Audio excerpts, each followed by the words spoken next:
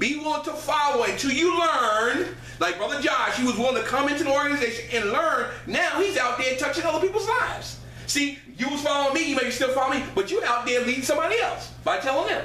I was talking to my roommate about the earring situation. I thought he understood, but the next day I saw what earring. I was like, dude, you just don't understand. Well, you just You know what he told me? What's that? He said, we ain't slavery no more. I don't care. See, he don't know the implication. He don't understand. He don't understand.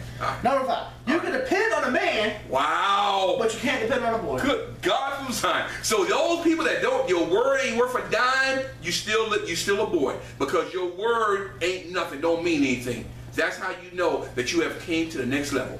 I'm going to go to number 11. Man, that's huge, Brother John. A man can laugh at himself. That means, oh yeah, when you do stupid stuff, sometimes I call myself an idiot. I know, me too. Yeah, I'm an idiot. I'm an idiot for doing that. I'm an idiot, man. I knew I was supposed to do something. Yeah, that's right. I like number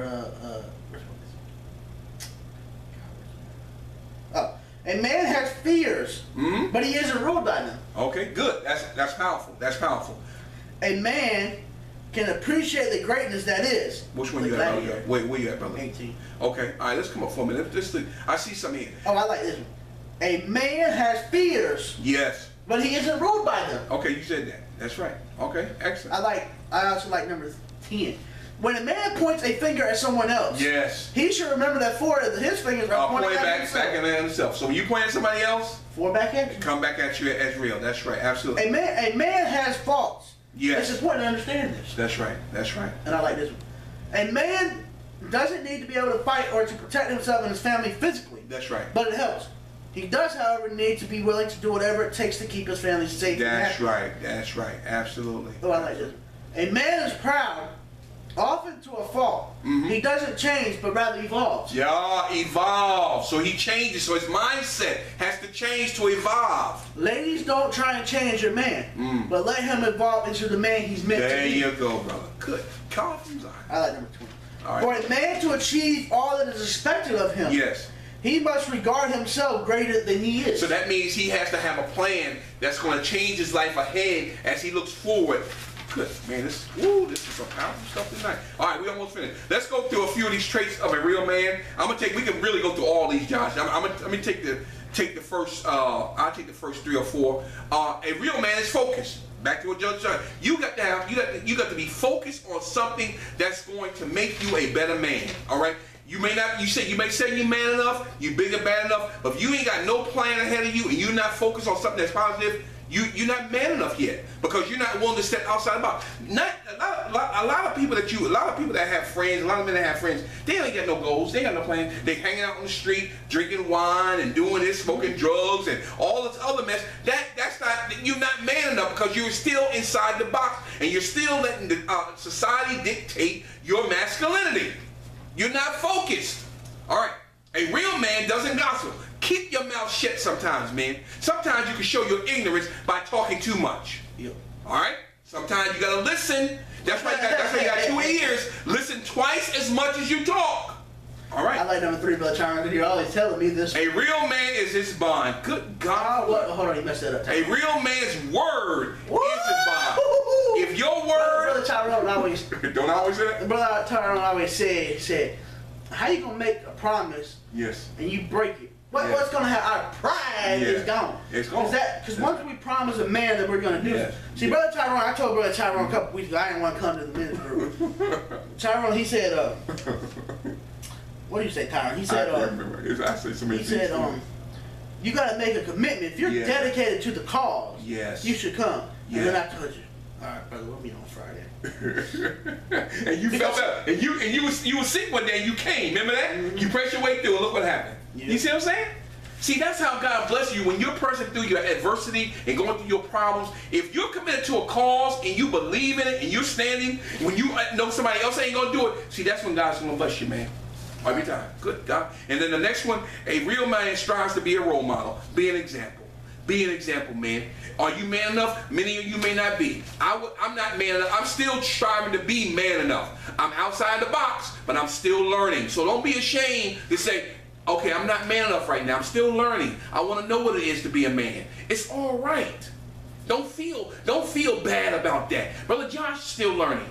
We're still learning how to do this thing. All right? All right, Brother Josh. I'll take the next 4. Go ahead, brother. A real man makes his own fortune. That's right. So what does that mean, Brother Josh?